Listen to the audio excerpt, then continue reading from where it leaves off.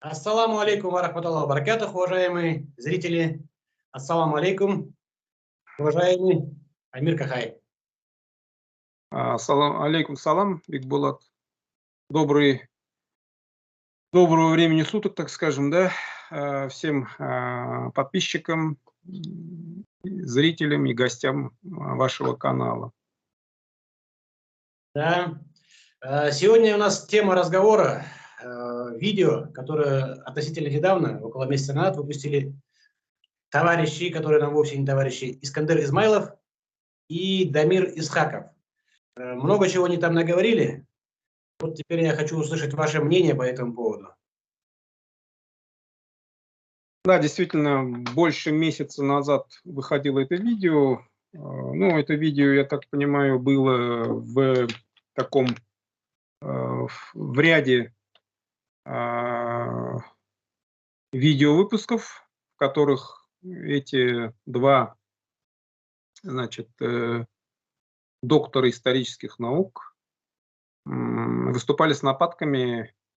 Сперва это нападкам подверглись башкирские активисты, потом сибиро-татарские, досталось и Российской академии наук, да, по поводу того, что они признали сибирско-татарскую норму языка, а также признали, что юртовские и карагашские диалекты являются диалектами ногайского языка. Это все, конечно, вызвало у них такую бурную реакцию. И вот, видимо, месяц назад, где-то с небольшим, они решили уже пройтись по нам. Да? Ногайским активистам из числа юртовцев, из числа карагашей, которые проживают в Астраханском регионе. Вот. Ну, что я скажу по поводу этого самого выступления их. На самом деле наши, так скажем, оппоненты или партнеры, их будем называть, да, ответили не нам, а своей пастве. То есть непосредственных ответов на наши доводы мы так и не услышали и вряд ли услышим. Ну, в частности, в качестве примера я могу сказать, что мы на одном из эфиров, допустим, приводили контрдовод тому же Дамиру Исхакову по поводу того, что он там делал параллель или связь происхождения нагайцев-карагашей с сибирскими тюрками, в частности, с карагасами. Сейчас этот народ называют официально тофа или тофалары. Вот. Когда мы дали, так скажем, ответ, что это никакой связи не имеет, контрдовода от него мы так и не услышали. Я же говорю, вот эти утверждения, они рассчитаны на неискушенную публику.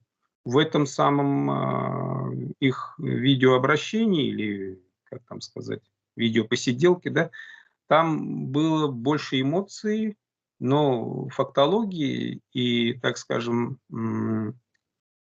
аргументов таких, они были слабоваты или почти, так скажем, отсутствовали. Ну, допустим, такие ляпы. Видимо, в таком националистическом угаре эти товарищи, я сейчас не буду, один из вот этих товарищей утверждал, что татары в Астраханском регионе являются самой многочисленной группой из тюркских народов, из тюркского населения. Но если смотреть статистику переписи, последней переписи 20-21 годов и брать перепись там 10-го, 89-го и прочих годов, в Астраханском регионе среди тюркских народов по численности на первом месте стоят казахи. Их сейчас по официальной версии, по-моему, по официальной статистике, не то 150, не то 165 тысяч человек. Я сейчас просто... их значительно больше, чем татар. Более-менее, чем втрое. Татар, по-моему, где-то 50 тысяч по последней переписи.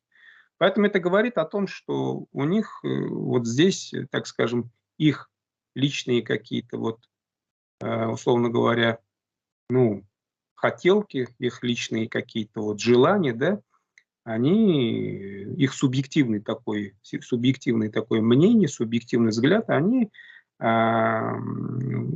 преобладают над объективной реальностью. То есть они, так скажем, уходят от этой реальности. Ну, тоже касаемо, допустим, по поводу информации по определенным, так скажем, деятелям, по определенным активистам. Даже я не буду на других активистов там ссылаться, но возьмем, допустим, по мне, по моей, да, личности. Там утверждают, что я не являюсь историком, что я закончил там физико-математический факультет и потом где-то заочно учился. Дело в том, что я нигде заочно не учился, все образование получал очно. Вот, с 89 по 94 год обучался в Астраханском государственном педагогическом институте имени Семена Мироновича Кирова и получил диплом по специальности учителя истории и математики. Вот. По поводу моей административной деятельности, где они говорят, что я был замом, я не был замом, я был главой администрации муниципального образования, это Таро-Башмаковский сельский совет. Вот я почему это вам говорю. Дело в том, что люди вот, не очень, так скажем, серьезно относятся к информации, к фактам, как к историческим, так скажем, так и другим. И это показывает их, так скажем, отношение к тому предмету, который является, так скажем, в кавычках, предметом их исследования. В частности, к астраханским, допустим, нагайцам. В частности, кюртовцам. Вот. Поэтому все это, в принципе, хорошо показывает, что наши оппоненты даже вот на отношении вот этого всего дают заранее такую какую-то вот искаженную информацию, которая проходит, так скажем, через призму их субъективного взгляда, их субъективного мнения. Да, и я тоже это дело заметил. Вот, особенно в свете тоже вот несколько месяцев назад было интервью, речь Азата Бердина на одном из башкирских каналов. Тоже рекомендую, кстати говоря, просмотру. Там он критиковал отношение татаристов, не татар, а татаристов, к другим народам. У них была цель остаться вторым по численности народом и, возможно, увеличить за счет других народов там, и так далее. А как они этого добивались? Они оскорбляли нагайских деятелей, сибирско-татарских деятелей, башкирских деятелей. Реально оскорбление было.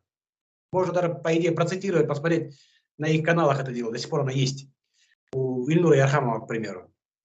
Вот. Подтасовка фактов и так далее, и так далее, и так далее.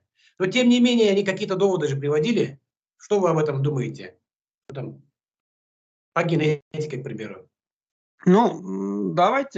Пожалуй, давайте разберем некоторые их доводы по порядку, да. Вот наши оппоненты, это звучало, кстати, и в этом интервью, про которое вы говорили, я имею в виду последнее интервью Измайлова и Исхакова, да, где они приводят исторические сведения относительно этнонима татар, что говорят, что татары – это самые древние в источниках, так скажем, этноним, народ и так далее. У Измайлова, по-моему, даже, если не ошибаюсь, выходила статья, где он самый такой, на данный момент раннее упоминание этого этнонима связывает с народом жужани. Вот. Это Центральная Азия, Монголия территория, Северный Китай сейчас. Период, связанный как раз с падением уже хунской державы и как раз время, которое предшествовало становлению первого тюркского каганата. Это такая, как сказать, степная вольница, да, Жужани. И вот там он говорит, вот наши предки первоначально появились там. Но если посмотреть антропологически, то и генетически никакой связи этих, так скажем, жужжаний и более поздних центральноазиатских племен, которые носили этноним татар, кстати, в китайских источниках они упоминаются как шевей. Так вот, они никакого отношения к современным средневолжским татарам не имеют.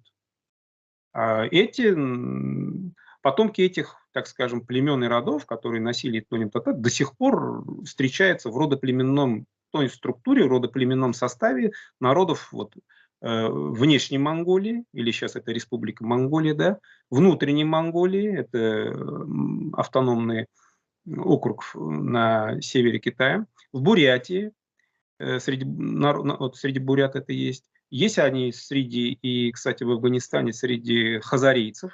Это как раз потомки тех воинских контингентов, которые туда пришли вместе с Хулагу во время его завоевания Ближнего Востока и там остались. Вот. Так вот, я хочу сказать, современные так называемые средневолжские татары или казанские татары, те же мишары, они никакого отношения к этим самым центральноазиатским татарам не имеют.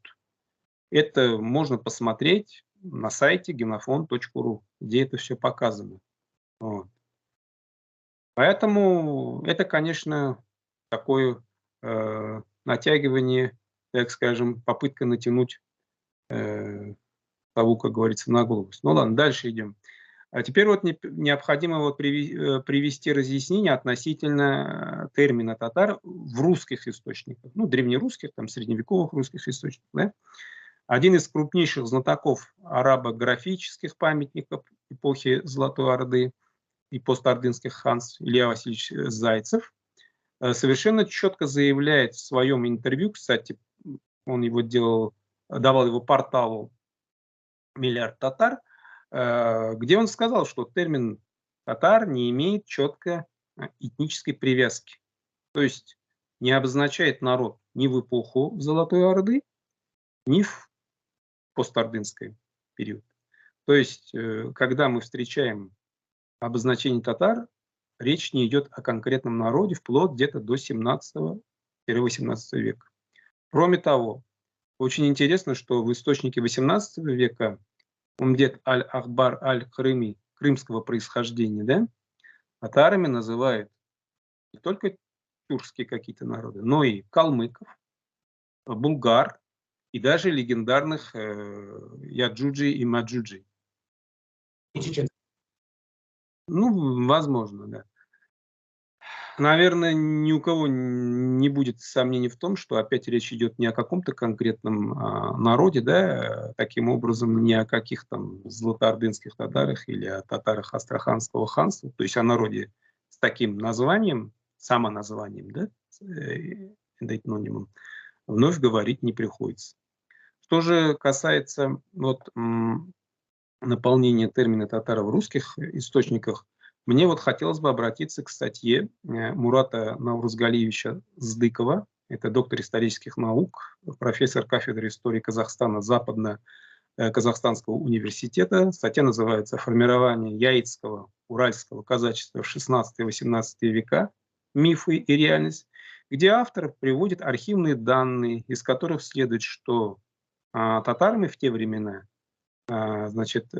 называли не только крымских тюрков, да, или юртовских нулаев, но и калмыков, черкесов, туркмен и другие народы, которые проживали, так скажем, к востоку от России, и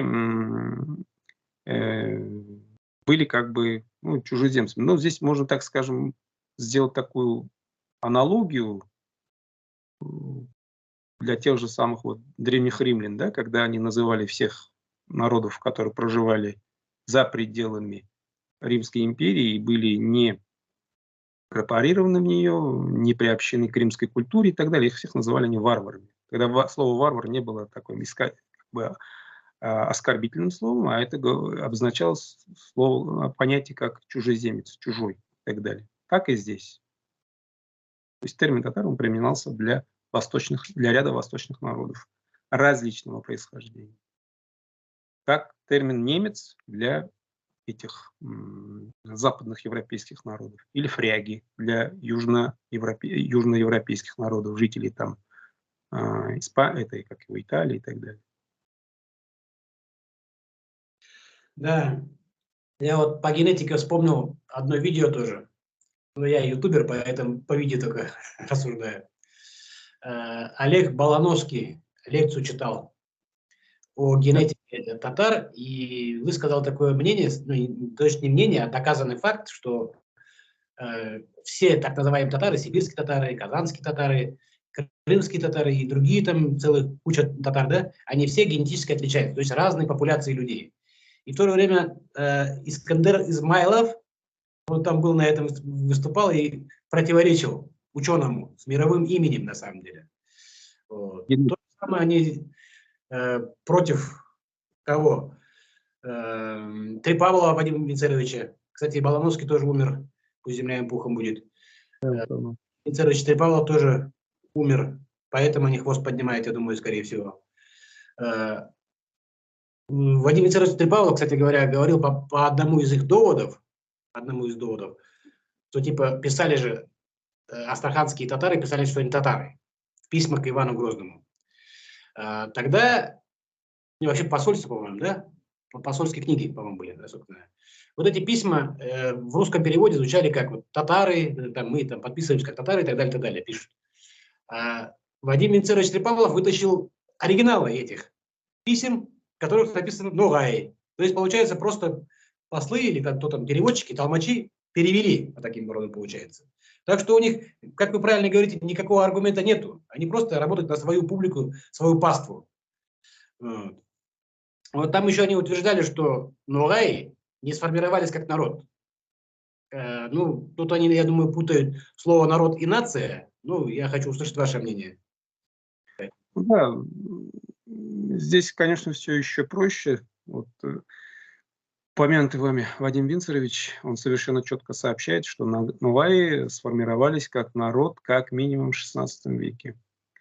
А применение термина Ногай в качестве этнонима, а не сословного понятия, как пытается убедить неискушенного обывателя наши оппоненты из Казани, указал выше приведенном интервью порталу «Миллиард татар» и Илья Васильевич Зайцев. Ну, если этих, так скажем,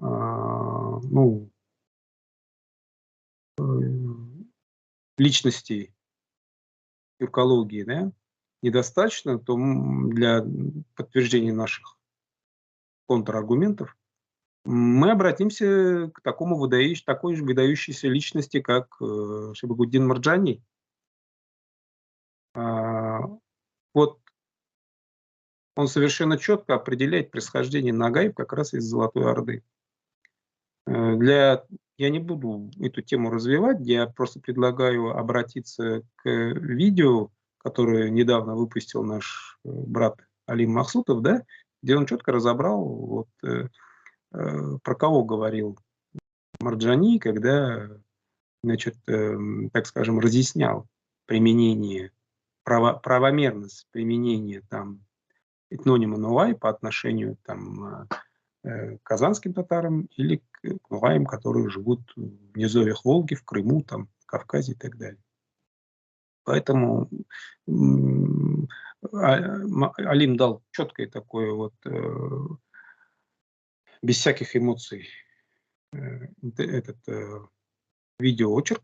Поэтому всем желающим я предлагаю посмотреть еще раз эту его работу.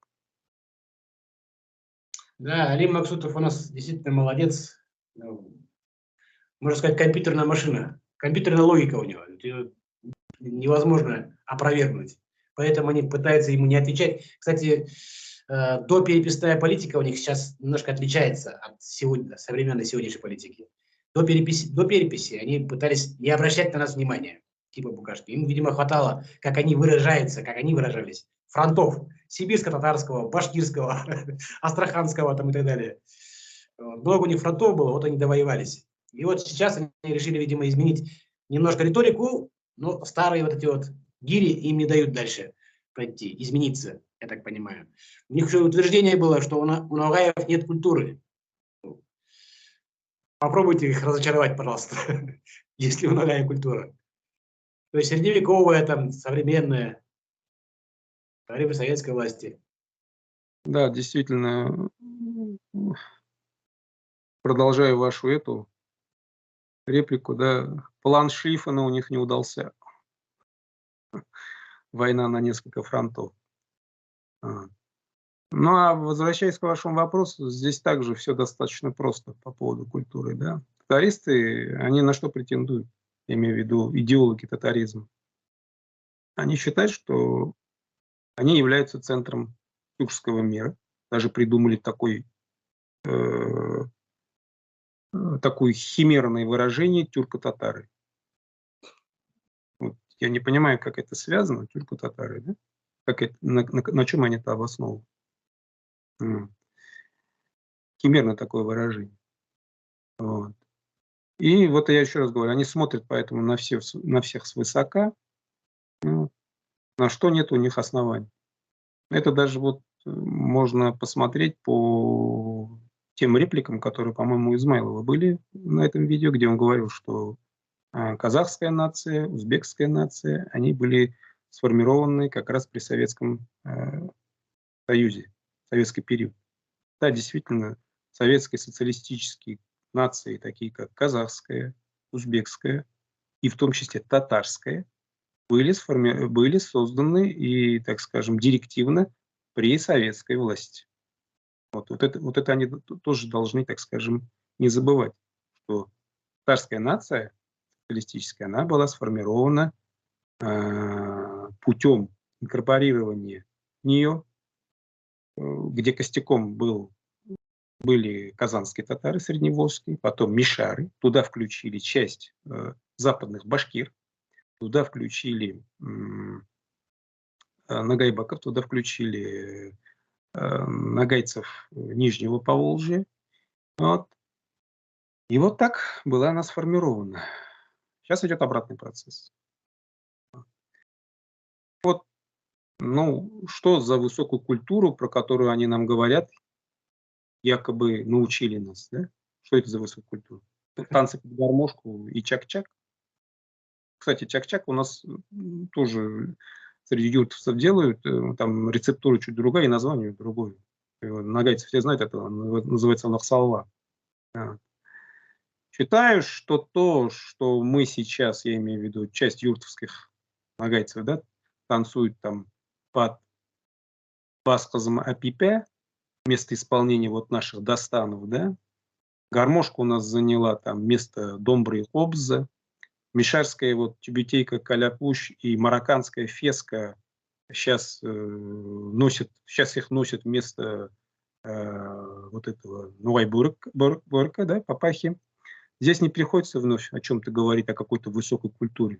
Это сплошной суррогат. Ну, давайте предположим, да, так скажем, посмотрим с точки зрения наших оппонентов и предположим, что культура нуаев беднее татарской, да, хоть это не так. Ну а что сама татарская культура? Она идет в какое-то сравнение, допустим, с русской культурой XIX века, даже вот XIX века по своему вот богатству, содержанию? Нет. Означает ли это, она уступает русской культуре? Означает ли это, что татары должны отказаться от своей собственной культуры в пользу русской? Ответ очевиден. Это почему мы должны отказываться. Вот вновь можно вот приводить пример такой, что, образно говоря, нам навязали вот эту культуру, да, деревянные избы, там, луга, леса, вместо коня, степи, сабли и так далее. Той же самой юрты, патау, майхана. Вот. На самом деле ведь у нас с средневолжскими татарами разный совсем вмещающий ландшафт, разная антропология, разная генетика, разный менталитет и различный этногенез. Вот. Поэтому ответ очевиден. Да. Но это, если еще Взять со Средневековья есть десяток, как минимум, известнейших личностей. Вот. Типа Шалкииз, Кастуран и так далее, и так далее. Вот. Во время, я не знаю, советская власть тоже были. Я знаю, которые я не вырос среди ногайского народа, И то знаю, там, Сююн Капаев, Иса Капаев, там, то есть современные, там, Алиби Романов, Япония Генет после иншаллах. Асау, например. Есть у нас и было, и всегда будет, иншаллах. Я думаю, так. Так, вот еще там задевался вопрос по поводу Ногаев. Типа, вот они, Ногаи жили в Большой Ногайской Орде. А вне Ногайской Орды у нас были Ногаи? Например, Астраханские Ногаи, к примеру, которых они пытаются делить от Ногаев. Конечно, тот же самый, например, Альфред Халиков, по-моему, учитель Исхакова, он в одной из своих работ дает определение, что Ногаи – это жители вот этой степной зоны от Дуная до Иртыша. Он по своим взглядам не был татаристом, он стоял больше на булгарской теории происхождения татарского народа, поэтому он отделял Ногаев от татар даже по, так скажем, по происхождению, по предкам. Вот. У него есть такая ссылка. Ну, а если посмотреть вообще на исторические источники, да, Ногаи, например, упоминаются как подданные Беклербека Тахтиле, Тимирбие, это внук Идиге, сын его, да, внук Идиге, сын его, этого Мансура. Вот. Он первоначально был, значит, Беклербеком у хана Ахмата, участвовал вот в этой стоянии на Угре в 1480 году. Его ставка была, значит, в низовьях Днепра. Вот. И потом он, после уже гибели хана Ахмата, он становится Беклербеком у Менглигерея, крымского хана. Вот. Его дочь Нур-Султан была замужем за этим ханом. Вот. Первоначально она была замужем за казанским ханом, потом, когда овдовела, ее выдали замуж за крымского хана Менглигерея. Далее, если брать саму Астрахань, то в Астрахани вот тоже по источникам, которые приводят и Трипавлов, и другие ногаеведы, там в русских источниках упоминается в Астрахани сущие Ногаи. Сущие Ногаи – это в переводе с средневекового, так скажем, русского языка, это местные, так скажем, Ногаи, да, которые жили в Астраханском ханстве, и они упоминаются в связи с чем в 1523 году под Астраханью, под Хаджи-Тарханом был разгромлен и убит крымский хан Мухаммед-Гирей, 1523 год. Там участвовали как ногайские мирзы из Ногайской Орды, в частности Агиш и Муса, и местные Ногаи, я имею в виду астраханские. Вот. Об этом наши оппоненты из Казани тщательно стараются умалчивать. Вот. Поэтому я же говорю, это все было. Ногаи – это понятие более такое обширное. Они, так скажем, присутствовали во всех постордынских государствах того периода. От Ногайской Орды до Крыма и Буджака. И в самой Казани, кстати, тоже имели вес. Да, я думаю, аргументов достаточно. Но, в принципе, как вы в самом начале разговора сказали, они аргументов, в принципе, не дают. Они подменяют понятия, подкидывают факты. Там. Про Владимира Винценовича Трипавлова изначально говорят, какой-то историк опровергает наши слова, а в итоге потом начинает хвалить Владимира Винценовича. Ну, потому что некрасиво умершего человека ругать там, и так далее. На самом деле они ему критику оскорбляют, как вот наши братья-башкиры доказали, оскорбляют всех подряд. И пытаются за счет этого как-то, не знаю, в свою пасту воспитать, что ли, получается. Хотя средний татарин как-то не очень-то к этому стремится, безразлично, мне кажется. Вот. В начале 20 века они образовались, татары, как бы пришли к выводу, да? Модерновую нацию образовали, придумали. я бы сказал так, ну как, следуя всемирной тенденции, будем так говорить. А у Ногаева был в начале 20 века какой-то проект? Ну, да, действительно, я скажу только об одном примере, о том, что вот Абдрахман Умеров, это ногайский просветитель, общественный деятель, да, религиозный деятель из Астрахани, сам он Карагаш-Нугай. Вот. Учился тоже и здесь, и в Казани, у Шибагуддина Марджани. Вот он хотел создать и прилагал усилия для создания, в частности, Ногайской автономной республики, да, междуречия Терек и Сулака. Это было у него. Это вот начало 20 века где-то. Понятно. Ну вот еще вопрос тогда. Татары претендуют на наследие Золотой Орды. Что вы по этому поводу скажете? Уже смешно звучит. Согласен.